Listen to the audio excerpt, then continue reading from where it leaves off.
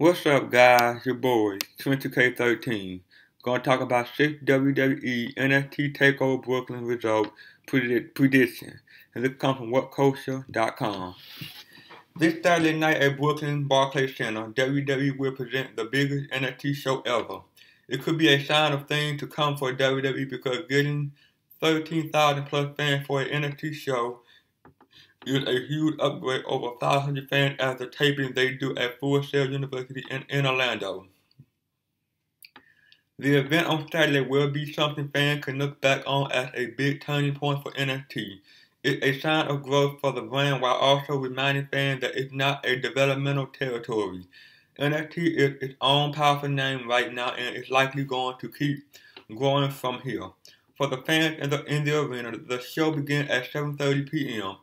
There will be 90 minutes of tape matches that will air the following Wednesday on NXT as a 90-minute show. The 6 matches confirmed for the NXT Takeover Brooklyn special. Triple H mentioned them during his conference call will air at 9 p.m. Eastern Time in a 2-hour special on WWE Network. There's also a 30-minute pre-show for that as well. There's actually an interesting dynamic with this show because WWE taped 4 weeks of NXT last week with the first episode airing on Wednesday. The other 3 weeks have already been taped, but I'm not going to reference the spoiler because they couldn't have taped certain things as a swerve. It's time to look at those 6 matches that are a part of TakeOver Brooklyn while trying to figure out who's going to get the win and what might happen from there. Number 6. Apollo Crews vs. Ty Dillinger. It's the televised debut of Crews, who used to wrestle at Uhaa Nation and come into WWE with a lot of hype after a very successful indie wrestling career. I've seen some of his work, but not enough, so I'm looking forward to seeing what he can do. Dillinger was named as the opponent in a graphic that Triple H posted on Twitter, so it's not like there's a lot of build to this. I think Dillinger's Perfect 10 gimmick is pretty cool, although it's still in the early stages after he was doing it on last week's show. This reminds me of Kevin Owens' debut last December at a TakeOver show and won handily. That's what I expect from Crews, who is likely to be in a babyface role. He'll probably wow the crowd with his athleticism, so it should be a really nice showcase for Crews. Don't be shocked if he's in the main event scene in NXT within a few months because he's a great talent with a very bright future. The winner, Apollo Crews. Number 5. NXT Tag Team Titles. Blake and Murphy with Alexa Bliss versus the Vaudevillains.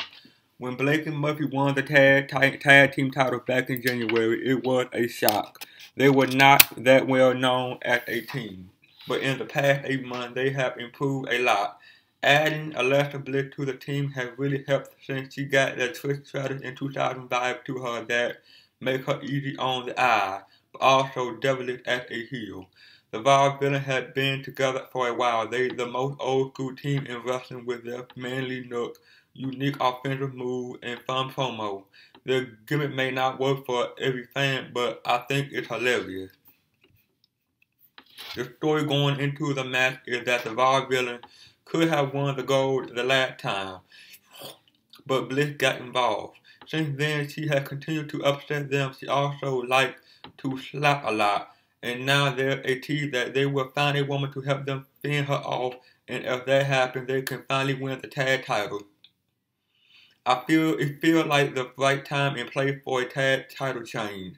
The Vaudevillains deserve it, and I hope it's Blue Pan that is the woman that is with them, just because of how silly it would be.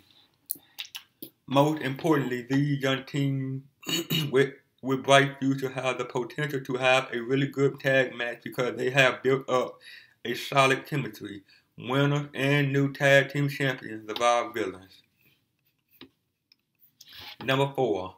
Tyler Breeze vs. Jushin Thunder Liger.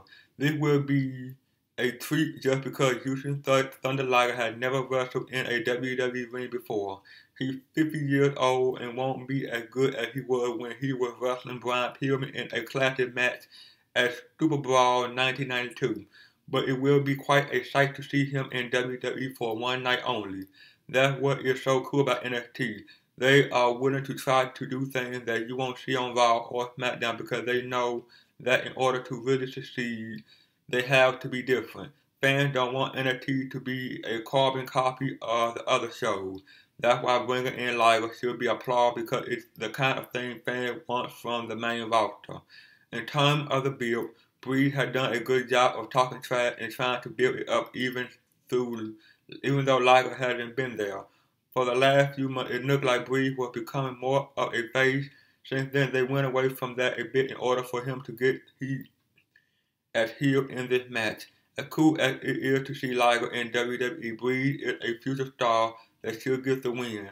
They will probably get around 10 minutes. The crowd would love seeing Liger there, and it wouldn't surprise me if there was even a standing ovation out of respect. Hopefully Liger can be brought back again. But if this is his only WWE showing, then at least it will be memorable. Winner, Tyler Breeze. Number 3, Samoa Joe vs. Baron Corbin. It's a tough match to call because this is Joe's first match at a takeover and Corbin, a young star on the rise, who win a match like that. Corbin, a young guy in the wrestling world that hasn't really had a significant feud in his career at this point.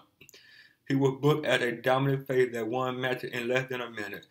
But then he turned heel and won those matches still in less than a minute. His cousin needs more substance, that's for sure. It probably wouldn't hurt for Corbin to have a manager in the near future, since Joe is likely going to be a main eventer in NXT very soon, so he should get the win. Putting him with Corbin should be good for Corbin just because of Joe's experience and talent. Working with Joe will make Corbin better, and that's one of the great things about NXT. They have a nice mix of younger guys to along with the experienced vets that have thrived all over the world. If Corbin gets the win, it will be because they want to keep the feud going. I just think it would be foolish to have Joe lose after he was brought in as a big deal a few months ago. Joe gets the clean win here. Winner, Samoa Joe. Number 2, NXT Women's Title, Sasha Banks vs. Bayley. Bayley has been on a roll in the last month by beating the likes of Charlotte and Becky Lynch to get the title shot against Sasha Banks, who is arguably the best diva performer in all of WWE. What makes Bayley a success is that she got this great connection with the crowd, even though it could come across as cheesy. The idea of a woman giving her somehow worked for her because she come across as a genuine nice person. That plays into this story as well because then there are questions about if she able to stay focused enough to win the NXT Women's title for the first time. Banks probably won't get booed by the Brooklyn fans just because of how awesome she is. They will appreciate her talent. And cheer her just for being there. Banks is a great champion. But if WWE doesn't want her carrying the NXT Women's title on Raw and SmackDown, why keep it on her? The contract signing statement they had on this week's NXT show was outstanding. Bayley showed me a lot there. She's not just a happy-go-lucky babyface. She can bring the fire too. That's the kind of thing that would make her successful long term. Banks has had a really good reign for the past 6 months, but it's in here. Bayley gets the win for her first NXT Women's title in what should be an awesome moment for her. The match quality should be really good too. Winner and new Women's Champion, Bayley. And number 1, ladder match for the NXT title, Finn Balor vs. Kevin Owens. This is a rematch of their excellent NXT title match on July 4th in Tokyo when Balor beat Owens clean to win the gold. That was a predictable title change just because of Owens becoming a full-timer on the main roster. Now it's a ladder match in front of the biggest NXT crowd ever, so it would definitely have a special feel to it with Balor demon interest in a big arena. For Owens, it's a huge weekend because he main evented this show, and then on Sunday he's facing Cesaro at SummerSlam. This is probably going to be a physical match with the ladder being used as a weapon too, so the big man will be put to the test this weekend for sure. If Balor loses the title in his first major defense, that won't look good for him.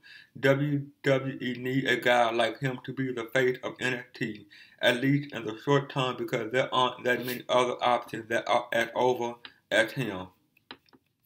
With that said, Losing the title is very possible. It's definitely possible that Owen will win because he's a top heel that is great as a champion, and I think that's why he will win, even though I like Baylor a lot too.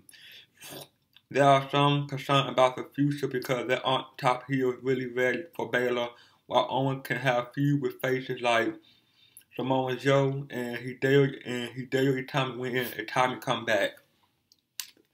This is probably going to be the longest match on the show, the best match on the show, and the one that people talk about the most after it's over.